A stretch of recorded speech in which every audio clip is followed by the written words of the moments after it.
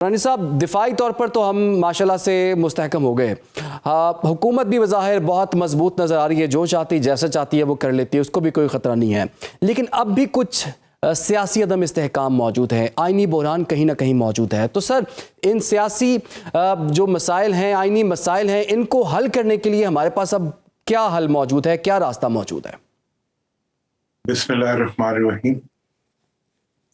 دیکھیں، ایک تو ہماری سب سے پہلی اس وقت ریکوائرمنٹ ہے ملک کی، وہ تو یہ ہے کہ ملک کی معیشت کا استحکام جو ہے اس کو اچیو کرنا ایک ہمارا بنیادی تقاضا ہے، کیونکہ اس کا پریشر جو ہے وہ عوام پہ بھی بہت زیادہ ہے، ملک کے بھی اوپر بھی بہت زیادہ ہے، ملک کی اکانومی بھی بہت بڑا ٹول لے رہی ہے.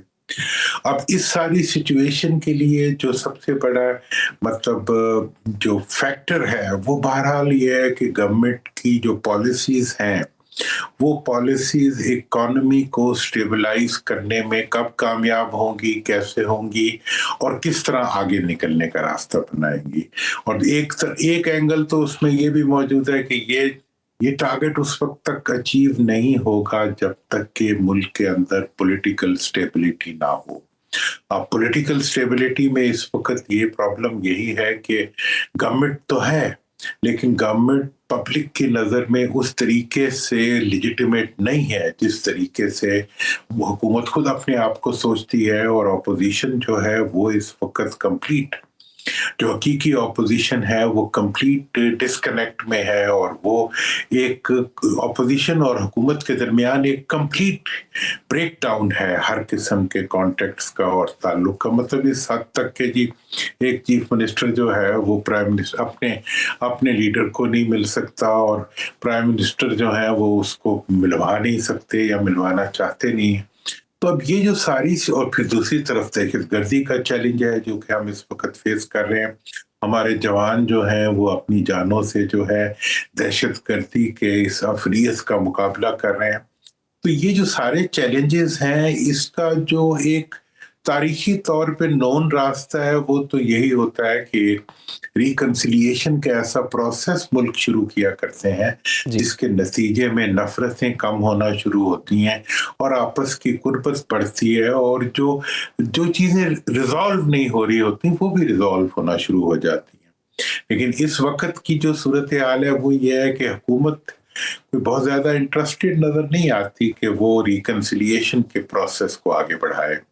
اب یہ ایک چیلنج ہے اس وقت ڈیفینیٹلی حکومت کے لیے بھی اور ملک کے لیے بھی کہ کس طریقے سے. اور جہاں تک اپوزیشن کا تعلق ہے، اپوزیشن کی لیڈرشپ میں شدت بڑھتی جا رہی ہے، اور وہ شدت جو ہے اس کی وجہ سے بہت زیادہ جو ہے وہ اسٹریسز ڈیولپ ہو رہی ہیں پوری سسٹم کے اندر، جو کہ کسی خوش آئند کسی بھی صورت میں نہیں ہے. لیکن بہرحال یہ چیلنجز ہیں جنہیں درانی صاحب، چیلنجز تو بہت ہیں، ملکوں کے بہت بڑے بڑے مسائل ہوتے ہیں، پاکستان کے بھی بے تحاشا مسائل ہیں.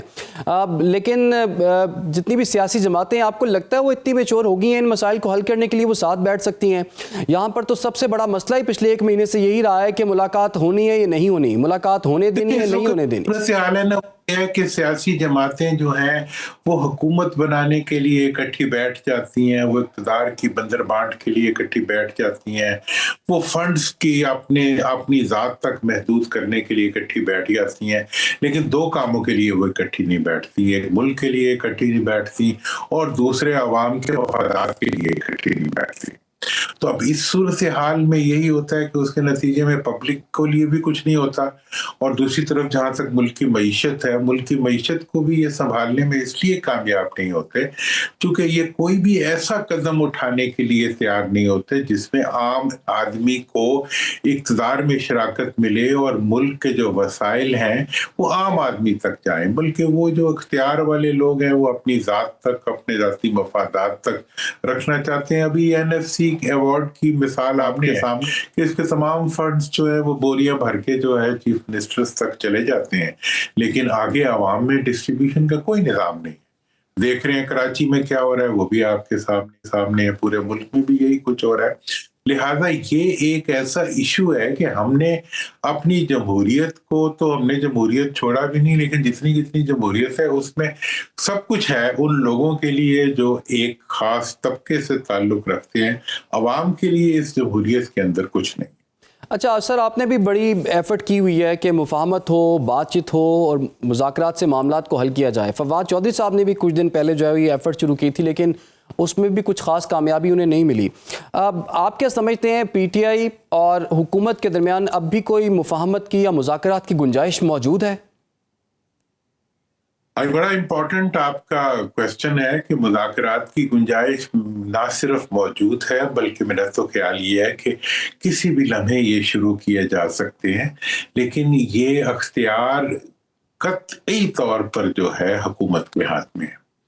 حکومت یہ کام کر سکتی ہے، اپوزیشن نہیں کر سکتی. حکومت یہ کام نہیں کرنا چاہتی چونکہ حکومت سمجھتی ہے کہ اگر اپوزیشن کے ساتھ ایک دفعہ ریکنسیلیشن کا پروسیس شروع ہو گیا تو حکومت کی افادیت اور حکومت کی ضرورت جو ہے وہ کسی مقصد کی نہیں رہے گی. اور تیسری بات یہ بھی ہے کہ اس وقت چونکہ ہائیبرڈ ایک نظام کہا جاتا ہے جس کے اندر اسٹیبلشمنٹ بھی ایک پورا رول پلے کر رہی ہے، تو حکومت اس معاملے میں بھی بہت کانشیس ہے کہ اسٹیبلشمنٹ کو، اگر اسٹیبلشمنٹ نے اپوزیشن، حکومت اور عوام ساروں کو برابری کی نظر سے دیکھنا شروع کر دیا تو حکومت کی جو نان پرفارمنس ہے وہ اس کے لیے بہت بڑا ایک چیلنج بن جائے گی. چونکہ حکومت نہیں پرفارم کر پا رہی.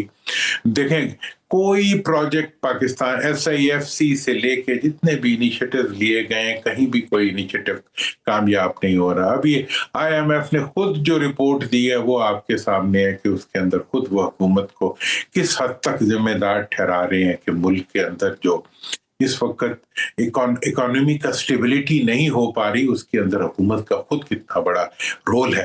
اور کوئی بھی ایسی اچیومنٹ نہیں ہے جس کو واقعی اچیومنٹ کہا جا سکے.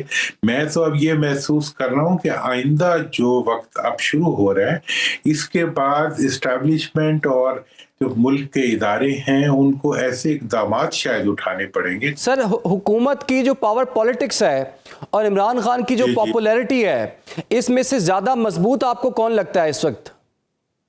دیکھیں، پاپولیرٹی کا جہاں تک تعلق ہے، یہ اس وقت حکومت کا سب سے بڑا چیلنج ہی ہے کہ وہ جتنی ان کی پارلیمنٹ میں نمائندگی ہے اتنی ان کی پبلک میں پاپولیرٹی نہیں ہے.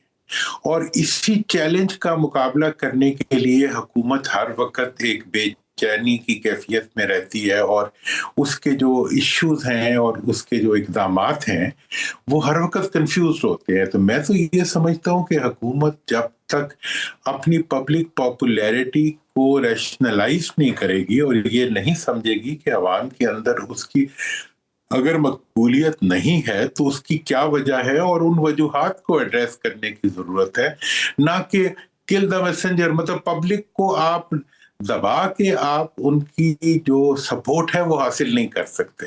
پبلک کو سپریشن کے ذریعے آپ اپنے ساتھ نہیں کر سکتے. آج کل کا دور بہت وقت گزر چکا ہے، پلوں سے بہت پانی گزر چکا ہے.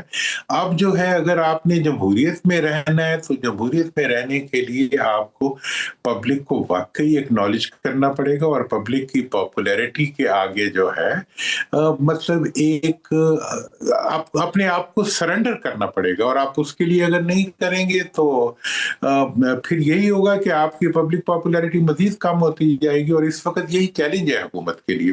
حکومت خوف بھی اسی چیز سے کھا رہی ہے کہ حکومت سمجھتی ہے کہ اسٹیبلشمنٹ کے لیے اگر اس کی پبلک پاپولیرٹی بحال نہیں ہوتی تو وہ ایک برڈن بنتی جائے گی، اور جو برڈن ہوتا ہے اس کو زیادہ دیر تک کندھے پہ نہیں اٹھایا جاتا.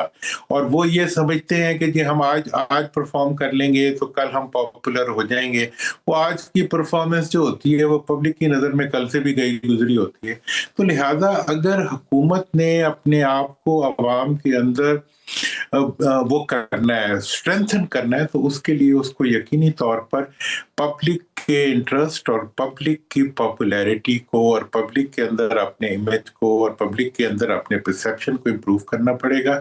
وہ یا تو اس طریقے سے ہو سکتا ہے کہ وہ اپوزیشن کے ساتھ ریکنسائل کرے، اور دوسرا طریقہ یہ ہے کہ وہ اتنا پرفارم کرے کہ پبلک کہے کہ یار یہ تو سب سے اچھے ہیں.